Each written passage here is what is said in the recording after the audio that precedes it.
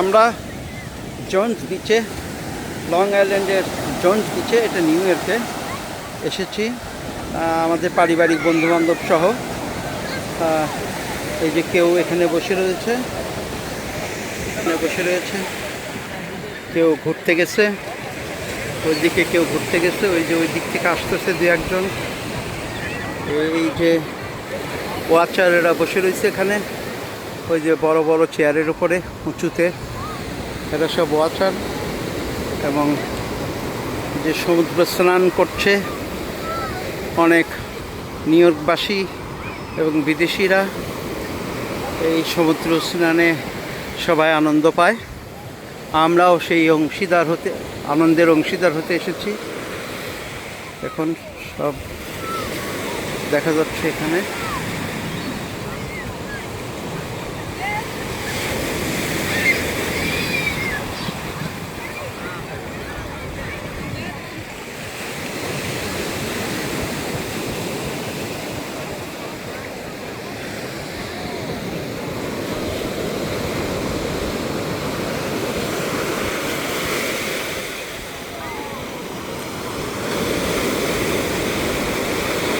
এটাই আনন্দ, এটা দেখতে সুন্দর লাগে। যেমন এই সামারে কত লোক একসাথে সমুদ্র স্নান করছে, এইটাই হচ্ছে আনন্দ। এই আনন্দগুলো সবাই তার ব্যক্তিগত অনুভূতি অনুযায়ী উপভোগ করে। বিচে বালু এবং সাগরের লবণাক্ত জল ছাড়া আর কি থাকতে পারে। তারপরেও মানুষ যেন এই উন্মুক্ত আকাশের নিচে উন্মুক্ত সাগরের রাশিগুলি দেখতে পছন্দ করে এবং বালুকাময় রাশিগুলো দেখতে পছন্দ করে। এটি মানুষের চিরায়ত বৈশিষ্ট্য।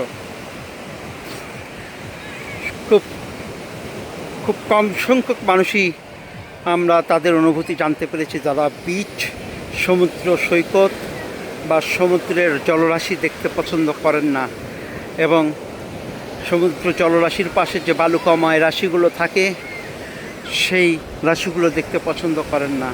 কেন জানি এখানে কিছুই থাকে না, তারপরেও মানুষকে টেনে নিয়ে আসে সেই সমুদ্রের অনুভূতি, সেই সমুদ্রের উপভোগ্য ঢেউগুলি। দেখুন কত মানুষের সমাগম, বিশেষ করে সামারের টাইমে নিউ ইয়র্কের মানুষ অলমোস্ট 7 মাস শীতে ঘরে বন্দি হয়ে থাকে।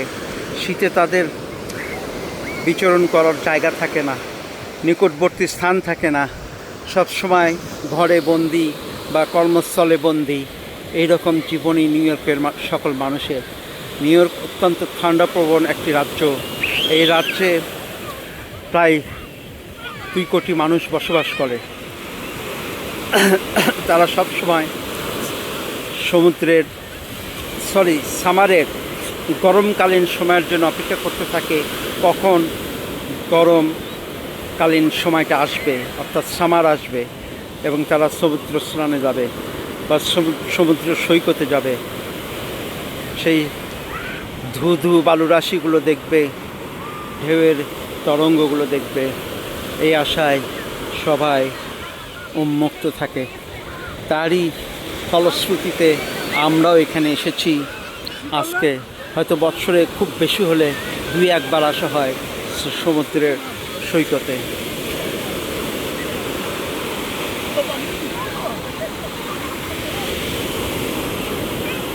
ওই যে আমাদের বাংলাদেশ থেকে আগত 90 ইমিগ্র্যান্ট দেখা যাচ্ছে সমুদ্র স্নান করছে।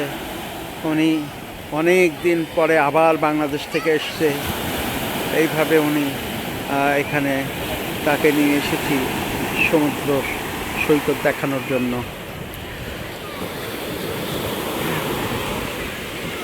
ইনিও বাংলাদেশ থেকে আসছে।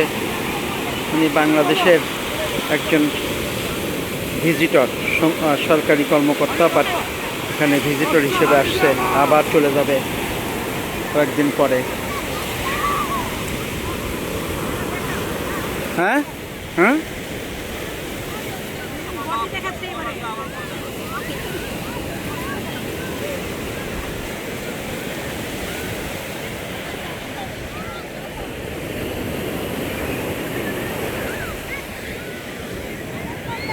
এখানে সবাই এখন ফোন নিয়ে ব্যস্ত, দেখা যাচ্ছে অনেকেই ফোন নিয়ে ব্যস্ত।